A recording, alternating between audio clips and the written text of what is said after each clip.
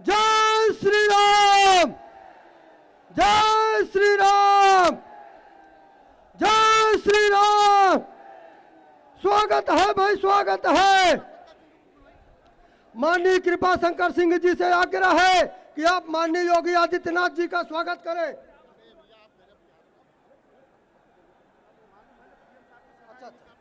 अब मैं भारतीय जनता पार्टी के लोकप्रिय प्रत्याशी 73 लोकसभा जौनपुर के आपसे आग्रह है माननीय कृपा शंकर सिंह जी, माननीय कृपा शंकर सिंह जी आपसे आग्रह है कि आप आए और मोदी जी का और जनता का आशीर्वाद पर प्राप्त करें। माननीय कृपा शंकर सिंह जी।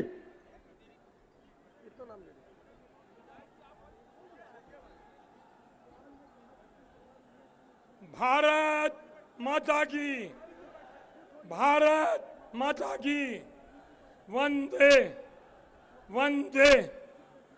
आज मुगराबाद शाहपुर की इस ऐतिहासिक सार्वजनिक इंटर कॉलेज के मैदान में आपके हमारे देश के, उत्तर प्रदेश के माननीय परम पूज्य मुख्यमंत्री योगी आदित्यनाथ जी, उत्तर प्रदेश सरकार में माननीय मंत्री जयवीर सिंह जी, उत्तर प्रदेश सरकार में माननीय मंत्री गिरीश चंद्र यादव जी, संसद सदस्य श्रीमती सीमा द्विवेदी जी, विधायक श्री रमेश मिश्र जी, जिला के अध्यक्ष सम्मानीय पुष्पराज सिंह जी, उपस्थित यहाँ पर भारतीय जनता पार्टी के हमारे जो मदद करने के लिए आए हैं, दो हमारे विधान परिषद के सदस्य आदरणीय धर्मेंद्र जी, आदरणीय सतपाल सिंह सैनी जी, उपस्थित सभी भारतीय जनता पार्टी के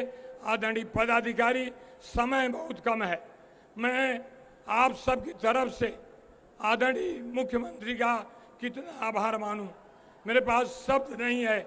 आप जौनपुर संसदीय क्षेत्र में तीसरी बार आप आशीर्वाद देने के लिए आए हैं। माननीय मुख्यमंत्री जी, सदैव गुरुदेव, मैं एक चीज बता के अपनी बात खत्म करूंगा। पूरे दुनिया में एक भी नेता ऐसा मैंने देखा नहीं कि विधानसभा के पटल पर आदरणीय मुख्यमंत्री ने कहा कि जो उत्तर प्रदेश और देश का नुकसान करते हैं ऐसे माफियाओं को मिट्टी में मिला दूंगा, मिट्टी में मिला दूंगा। ये कहने वाले हमारे आप सबके दिल लगता है। दूसरी बात, कांग्रेस के लोग कहते हैं भगवान राम हैं ही नहीं। समाजवादी पार्टी उससे 2 कदम आगे है। एक तो कहता है, एक ने हमारे कारसेवकों पे, हमारे राम भक्तों पे गोली चलाई, और दूसरा एक का नाम है राम गोपाल, उसके नाम पे राम गोपाल है। वो बोलता है मंदिर बेकार बना हुआ है। मुझे लगता है ये जनता उनको सिखाएगी कौन बेकार है। चौपाई है, होई है वही जो राम रच राखा, होई है वही जो राम रच राखा, राम लला जो चाहेंगे वही होगा। और एक आप लोग गाना गाते हैं, क्या गाते हैं? राम लला हम आएंगे। और उस गाने को लेकर के मुझे लगता है आप सब आदरणीय मुख्यमंत्री जी को सुनना चाहते हैं। मैं और ज़्यादा आपके उनके बीच में समय नहीं लेता हूं। और जोरदार मुट्ठी बांध के, एक बार पूरी मुट्ठी बांध के, हाथ उठाइए मुट्ठी बांध के। स्वागत है भाई, स्वागत है, स्वागत है भाई, स्वागत है। मोदी योगी जिंदाबाद, मोदी योगी जिंदाबाद, भारतीय जनता पार्टी जिंदाबाद।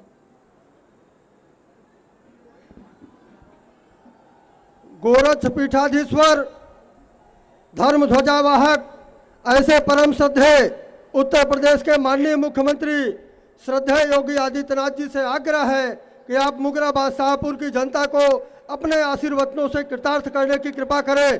जय श्री राम।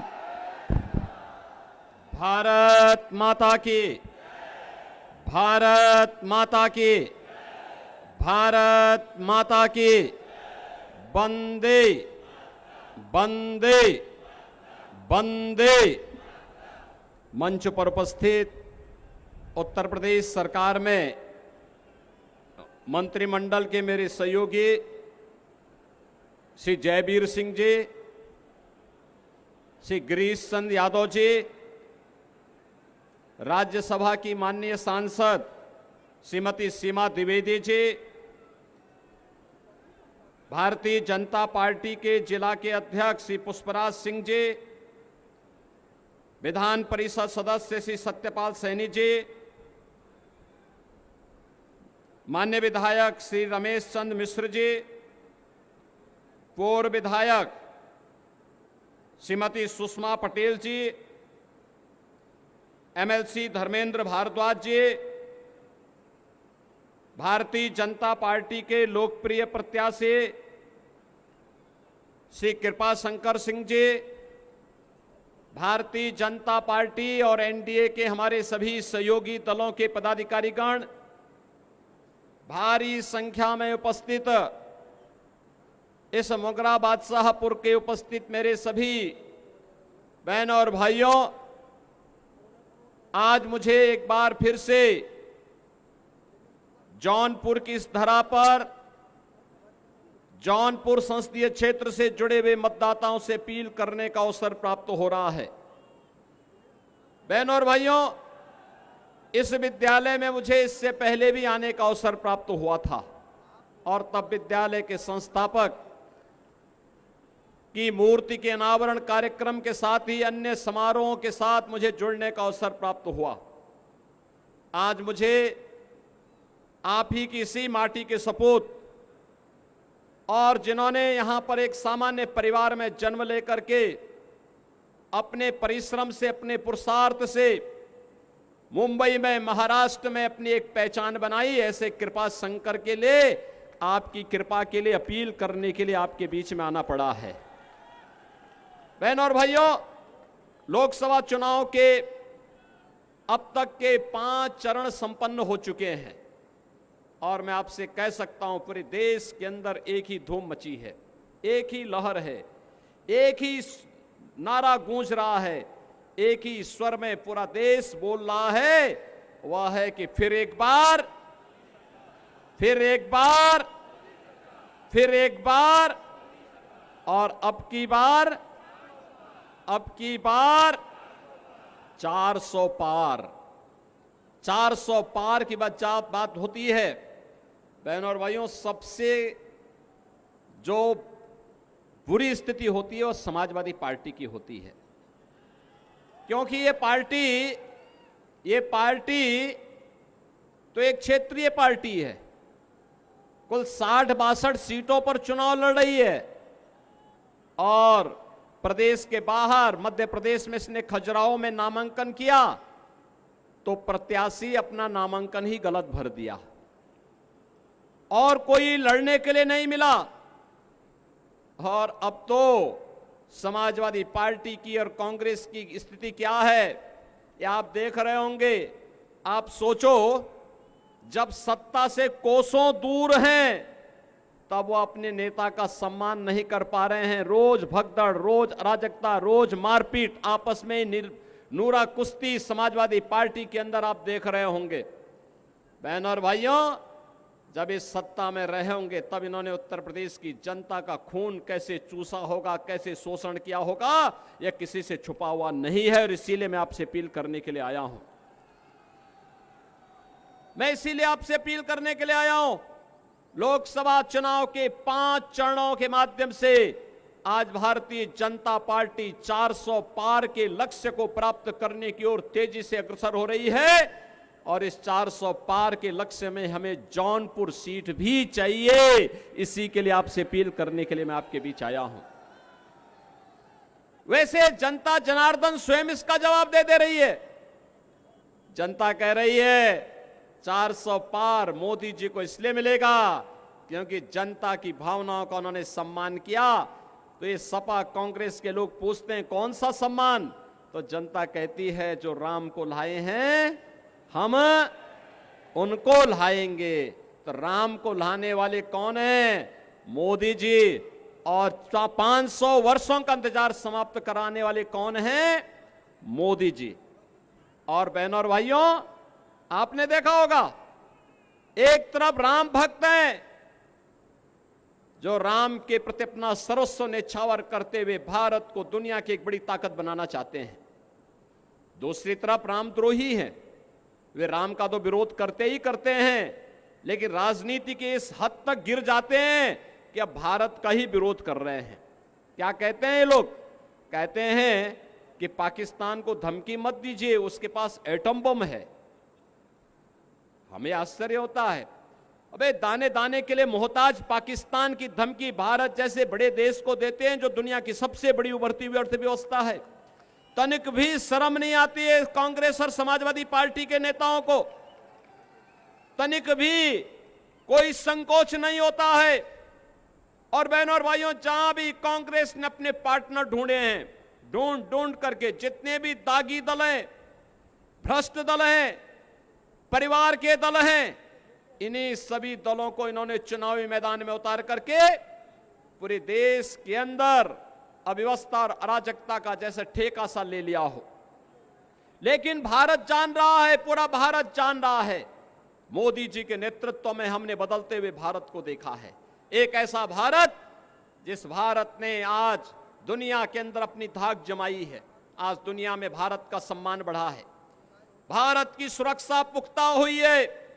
बहनों और भाइयों, पूरे देश के अंदर आज आप विकास के नए नए कार्य देख रहे होंगे। कहीं आईआईटी बन रहे हैं, कहीं आईआईएम बन रहे हैं, कहीं एनआईटी बन रहा है, कहीं पर ट्रिपल आईटी बन रहा है, कहीं पर one district one medical college बन रहा है, कहीं पर हर घर नल की योजना के माध्यम से हर परिवार को शुद्ध आरओ का पानी दिलाने की कार्रवाई आगे बढ़ रही है। बहनों और भाइयों, ये लगातार आज देश के अंदर पिछले 10 वर्ष में मोदी जी ने जो कायाकल्प किया है, विकास भी हो रहा है, इंफ्रास्ट्रक्चर के बड़े बड़े कार्य हो रहे हैं, कहीं हाईवे, कहीं रेलवे। रेलवे में भी आपने देखा होगा वंदे भारत, अमृत भारत, नमो भारत के नाम पर नई नई ट्रेन आ रही हैं, और गरीबों के कल्याण के लिए भी कितना कार्य हो रहा है। मैं तो कहूंगा बहनों और भाइयों, एक और भारत है मोदी जी के नेतृत्व में 80 करोड़ लोगों को फ्री में राशन दे रहा है, और दूसरी तरफ पाकिस्तान है 23 करोड़ लोग भूखों मर रहे हैं। वहां पर 23 करोड़ की कुल आबादी, और वह भी भूख से मर रही है। इसीलिए मैं आपसे कहना चाहूंगा, जो पाकिस्तान का राग अलाप रहे हैं, 4 जून का उनका बोरिया बिस्तर बंद करके पैक करके उनको बोलो जाओ पाकिस्तान, भारत पे बोझा मत बनो, पाकिस्तान में जाके भीख मांगो। बहनों और भाइयों, एक तरफ भारत अपने 80 करोड़ लोगों को फ्री में राशन की सुविधा का लाभ दे रहा है, दूसरी तरफ पाकिस्तान में भूख से बिलबिलाते पाकिस्तानी लोग आपके सामने हैं। जितनी पाकिस्तान की आबादी है, उससे बड़ी आबादी को भारत ने पिछले 10 वर्ष में गरीबी रेखा से उभारने में मदद की है। 25 करोड़ लोग गरीबी रेखा से उभरे हैं भारत के अंदर। 60 करोड़ लोगों को आयुष्मान भारत में 5 लाख रुपए की आयुष्मान भारत की सुविधा प्राप्त हो रही है। और मोदी जी ने घोषणा की है, इस बार आएंगे 70 वर्ष से ऊपर के हर व्यक्ति को फ्री में आयुष्मान भारत की सुविधा का 5 लाख रुपए हर वर्ष उपचार की सुविधा उपलब्ध करवाएंगे। बहनों और भाइयों, 12 करोड़ किसानों को किसान सम्मान निधि, उत्तर प्रदेश में 1 करोड़ निराश्रित महिला, बुजुर्ग और दिव्यांग जनों को 1000 रुपए हर माह पेंशन की सुविधा, देश के अंदर 12 करोड़ गरीबों के घर में शौचालय, 10 करोड़ गरीबों के घर में उज्ज्वला योजना का सिलेंडर पहुंच गया, और 4 करोड़ गरीबों के मकान भी देश के अंदर बन गए। और मोदी जी ने घोषणा की है, इस बार आएंगे तो बाकी बचे हुए गरीबों का भी मकान बनाएंगे। बहनों और भाइयों, एक तरफ गरीब कल्याण का कार्य करने वाली मोदी सरकार देश के विकास को दुनिया के सामने, भारत को आत्मनिर्भर और विकसित भारत की आधारशिला रखने के लिए बड़े बड़े इंफ्रास्ट्रक्चर के कार्य देश के अंदर हो रहे हैं। और दूसरी तरफ राम का विरोध करके रामद्रोही वे लोग हैं जो भारत का विरोध करते हैं, भारत में जातिवादी और परिवारवादी राजनीति करते हैं। पहले जाति के नाम पर आपको लड़ाएंगे, फिर आपके हिस्से का बंदर बांट करवाने का काम करेंगे। यही तो काम किया था इन्होंने, यही तो काम कर रहे हैं, यही तो इनके कारनामे हैं। आज मैनिफेस्टो पढ़िए कांग्रेस और समाजवादी पार्टी का। ये मैनिफेस्टो इंडी गठबंधन का क्या बताता है? ये मैनिफेस्टो बताता है, इन्होंने कहा है कि अगर कांग्रेस की सरकार आई तो अनुसूचित जाति, जनजाति और पिछड़ी जाति के आरक्षण को ये लोग मुसलमानों को दे देंगे। क्या आप इसको स्वीकार करेंगे क्या? अरे तो बाबा साहब भीमराव अंबेडकर का अपमान है, भारत की मूल भावनाओं का अपमान है। बाबा साहब भीमराव अंबेडकर ने कहा था धर्म के आधार पर भारत के अंदर आरक्षण नहीं हो सकता, क्योंकि यही आधार देश के विभाजन का कारण बना था। और दूसरा, ये लोग क्या करना चाहते हैं? इनसे पूछा जाता है क्या करेंगे, तो बहनों और भाइयों ये कहते हैं एक झटके में, क्या कहते हैं? कहते हैं कि जैसे ही सत्ता में आए तो गरीबी हटा देंगे। कैसे हटाएंगे? कहते हैं एक झटके में हटाएंगे। कहा एक झटका कैसा? कहा साहब हम लोग ये करेंगे कि सभी लोगों की संपत्ति का सर्वे करवाएंगे, और संपत्ति का सर्वे करवाने के बाद इनके द्वारा कहा जाता है कि संपत्ति का सर्वे करवाने के बाद यह उस पे एक वरासत टैक्स लगाएंगे। वरासत टैक्स का मतलब आप जान रहे हैं? आपके बाप दादों ने, आपके ग्रैंडफादर ने, आपके फादर ने जो संपत्ति अर्जित करके आपको वरासत के रूप में दी है, इसमें से आधी संपत्ति ये कांग्रेस और समाजवादी पार्टी के लोग ले लेंगे। फिर ये पाकिस्तान, बांग्लादेशी घुसपैठियों को, रोहिंग्या को बांटने का काम कर देंगे इसी संपत्ति को। क्या अपनी संपत्ति में आप क्या इनको बंदर बांट करने देंगे? क्या आपके बाप दादों की खून और पसीने की कमाई में क्या ये लूट मचाएंगे? क्या इनको सेंधमारी करने की छूट देंगे क्या? और दूसरा बहनों और भाइयों, मैं इसीलिए कहता हूं कि कांग्रेस और समाजवादी पार्टी के अंदर उनका घोषणा जो कहती है, वो ये कहती है कि हम वरासत टैक्स लगाएंगे। ये वरासत टैक्स कुछ और नहीं, ये औरंगजेब का जजिया कर है, जजिया कर। क्या जजिया कर देंगे? अरे स्वतंत्र भारत है, जजिया कर औरंगजेब ने लगाया था। औरंगजेब मुगलों का सबसे क्रूर बादशाह था। औरंगजेब ने अपने भाई की हत्या की।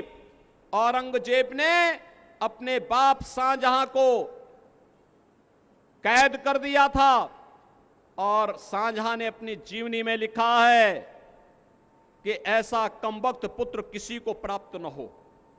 उसने कोसा है, उसने कहा औरंगजेब के बारे में शाहजहां ने लिखा है कि इससे ऐसा कमबख्त पुत्र किसी को पैदा न हो।